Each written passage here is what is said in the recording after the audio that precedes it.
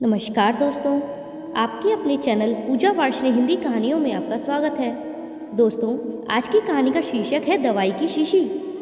चलिए कहानी शुरू करते हैं। राजस्थान में भगवान श्री कृष्ण के एक दयालु भक्त थे।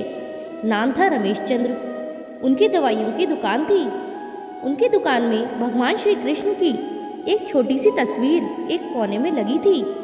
वे जब दुकान खोलते, साफ सफाई के उपरांत हाथ धोकर नित्य भगवान की तस्वीर को साफ करते और बड़ी श्रद्धा से धूप इत्यादि दिखाते। उनका एक पुत्र भी था, राकेश, जो अपनी पढ़ाई पूरी करके उनके ही साथ दुकान पर बैठा करता था। वह भी अपने पिता को ये सब करते हुए देखा करता था और चूंकि वह नए जमाने का पढ़ा लिखा नवयुवक था, लिहाजा अपने पिता को समझाता कि भगवान वगैरह कुछ नहीं होते, सब मन का वहम है। शास्त्र कहते हैं कि सूर्य अपने रथ पर ब्रह्मांड का चक्कर लगाता है, जबकि विज्ञान ने सिद्ध कर दिया है कि पृथ्वी सूर्य का चक्कर लगाती है। इस तरह से रोज विज्ञान के नए नए उदाहरण देता, यह बताने के लिए कि ईश्वर नहीं है। पिता उसको स्नेह भरी दृष्टि से देखते और मुस्कुराकर रह जाते। वे इस विषय पर तर्क वितर्क नहीं करना चाहते थे। समय बीतता गया। पिता बूढ़े हो चले थे। शायद वे जान गए थे कि अब उनका अंत समय निकट ही आ गया है। अतः एक दिन अपने बेटे से कहा, बेटा, तुम ईश्वर को मानो या मत मानो, मेरे लिए तो यही बहुत है कि तुम एक मेहनती, दयालु और सच्चे इंसान हो। परंतु क्या तुम मेरा एक कहना मानोगे? बेटे ने कहा, कहिए ना पिताजी, जरूर मानूंगा।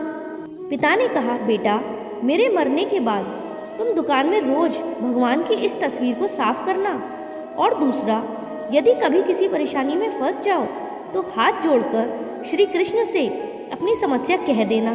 बस मेरा इतना कहना मान लेना। पुत्र ने स्वीकृति भर दी। कुछ ही दिनों के बाद पिता का देहांत हो गया। समय ऐसे ही गुजरता रहा। एक दिन बहुत तेज बारिश हो रही थी। राकेश दुकान में दिन भर बैठा रहा और ग्राहकी भी कम हुई थी। ऊपर से बिजली भी बहुत परेशान कर रही थी।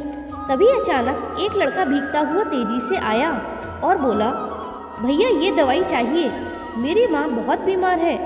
डॉक्टर ने कहा है ये दवा तुरंत ही 4 चम्मच यदि पिला दी जाए तो ही मेरी माँ बच पाएगी।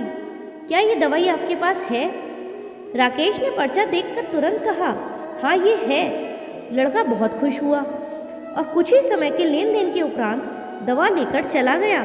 परंतु ये क्या, लड़के के जाने के थोड़ी ही देर बाद राकेश ने जैसे ही काउंटर पर निगाह मारी तो पसीने के मारे बुरा हाल था, क्योंकि अभी थोड़ी देर पहले ही एक ग्राहक चूहे मारने की शीशी वापस करके गया था।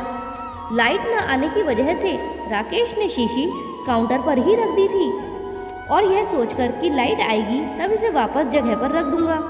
पर जो लड़का दवाई लेने आया था वह अपनी शीशी की जगह चूहे मारने की दवा ले गया है, और लड़का पढ़ा लिखा भी नहीं था। हे भगवान, अनायास ही राकेश के मुंह से निकला, ये तो अनर्थ हो गया। तभी उसे अपने पिता की बात याद आई और वह तुरंत हाथ जोड़कर भगवान श्री कृष्ण की तस्वीर के आगे दुखी मन से प्रार्थना करने लगा कि हे प्रभु, पिताजी हमेशा कहते थे कि आप हैं। यदि आप सचमुच हैं तो आज ये अनहोनी होने से बचा लो। एक माँ को उसके बेटे के द्वारा जहर मत पीने दो, प्रभु, मत पीने दो। भैया, तभी पीछे से आवाज आई, भैया, कीचड़ की वजह से मैं फिसल गया और दवा की शीशी भी फूट गई। कृपया आप एक दूसरी शीशी दे दीजिए।